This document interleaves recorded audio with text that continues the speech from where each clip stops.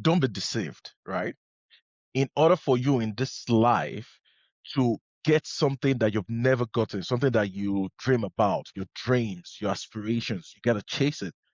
And in the last 3 to 4 years, Arsenal, or you can even go more than that, we've been on a journey, a steady journey, a journey of with growing pains, a journey that hasn't really led to the destination, right? There was a quote from Mikel years ago regarding the journey or the destination, right? The journey is the step, the process. Whenever Mikel talks about the process of building an elite team from where we came from a team that is unrecognizable, from a team that doesn't understand what it takes to get the job done. I've drafted out 5 points why I think this is the start.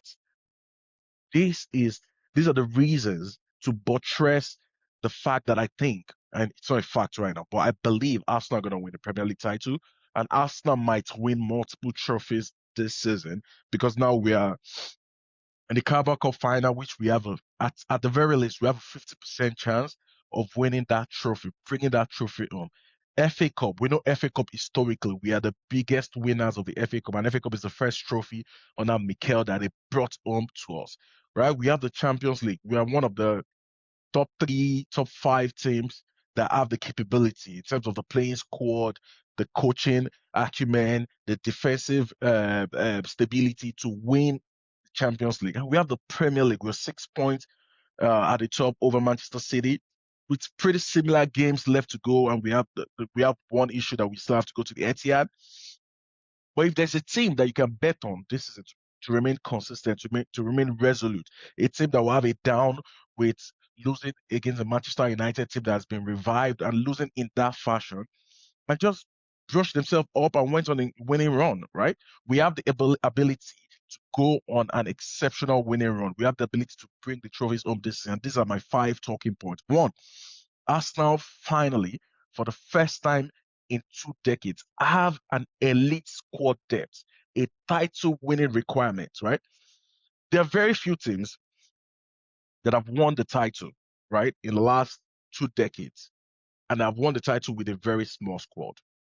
If I could recollect from history, one team that won the title without an elite squad is Leicester City, and that's the anomaly. Another team that won it with a slightly not big squad might be maybe Liverpool last season. But I don't even think so because Liverpool had Darwin Nunes, they had Cody Gakpo, Diaz, Salah, Elliott. These are squad depths that they contribute. They might not contribute 20 games a season. They contribute 10, 15 games, right? Think about Arsenal this season. We've had Saka injured beginning of the season. He was out for like 6 weeks. Madueke covered. Saka came back. Madueke got injured for 2 or 3 months, right? Then we have had Martinelli play left wing this season. We've had Trossard go injured this season. Both players have been injured this season. We haven't had Gabriel Jesus for half of the season. Havertz, we didn't have Havertz for a whole year, and we are still at the top of the Premier League. We have a Gyökeres, a new player in the Premier League who needs to adapt, came in, and is adapting. It's getting better. I think so. I think it was getting better before he got injured against Burnley, if I could recollect. It was magnificent in that first 45 minutes against Burnley. That was his best performance for Arsenal this season. But why am I making this point? The point is we finally built an elite squad. A team that we 2 years ago, if Saka was injured, we're scared. We're running scared. We know there's no depth.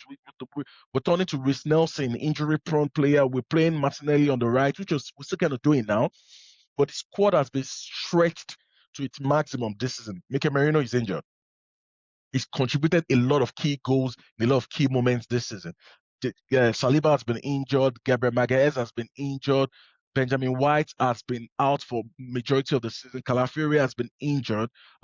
We bought Nkapio with injury. So the squad depth gives me full confidence that we can do it this season. Uh, the defensive structure is elite. We have one of the best out of possession team in the entire planet, right?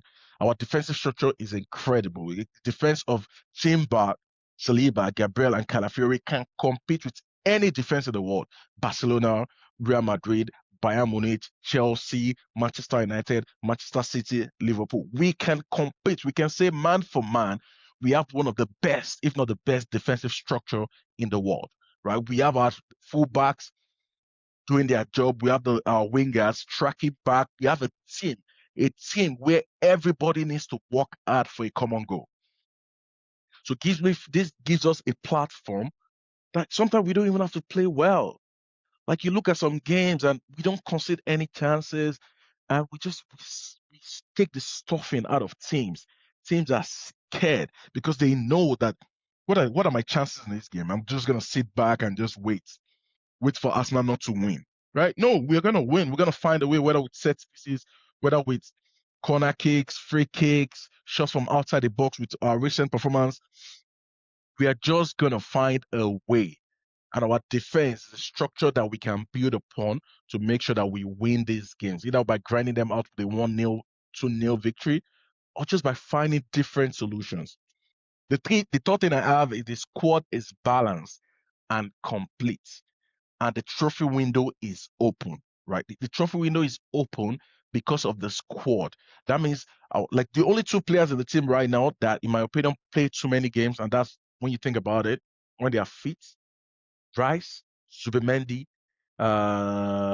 Saliba, and Gabriel. Maybe Timber a little bit. I think Mikel can manage Timber a little bit better. We see those four block, they play a lot of games, but even in recent times, in recent games, you've seen Mikel being able to take Gabriel out for a game, or he plays the last 20 minutes of that game, especially when we have Champions League or we have Cup games. It's just the squad is just giving me the confidence that the trophy window is open and we can get it done in this window of 2 or 3 years that is coming up. We need to win major trophies, the Premier League, the Champions League, Carabao Cup, FA Cup. Let's get it done. Arsenal are showing title credentials in most of the games. When you look at the block of our fixtures, the entire fixture of the season, there is consistency. What you see is there's a maybe 5 games winning run, maybe a draw or a loss, then another 6 game winning run and a draw, then that 10 game winning run and a draw. That has been our season. We've been pretty consistent across board. Right, we didn't start the season too brightly because we lost against Liverpool, and there was naysayers in the beginning of the season. But what we've done is we've shown our consistency. There was a point in the season that we weren't even considering shots on target. Like if I see a shot on target against us, I feel bad. I feel bad. That is how incredible we've been with the amount of injuries that we've had this season. We've been able to get it done consistently. The fifth thing I have is the mentality and culture have shifted. The club is aligned. One of the biggest indication that a team would win or a team is ready for the biggest trophies is the alignment from top to bottom, right? The managing. And when I say managing, I don't mean the manager or the coach of the football team. The management, the president, the CEOs, how inclined are they to provide and to facilitate winning? Winning culture. Think about Roman Abramovich. He started from the top. Came in at Chelsea, I want to win. What is the cost of winning? You got to spend money. What is the cost of spending money? You got to spend money on elite talents, right? Players like Hazard, Didier Drogba, Michael Essien, just continue continue to spend this money. And it came at a point where Chelsea was just richer than everybody else. So they had an incredible advantage and they can pay the highest amount of wages. Now, what Arsenal have now is an alignment from the top to bottom, right? The management are provided the funds. They've gotten an elite manager. I know he hasn't coached any other team, but in my opinion, Mikel Arteta is one of the best managers out there. They've employed an elite manager who understands what it takes to win because he's seen it firsthand, right? And he also understands the issues that the club face in terms of the cultural evolution the club needs to go through, right? So that's two alignments right there. The third alignment is the fans.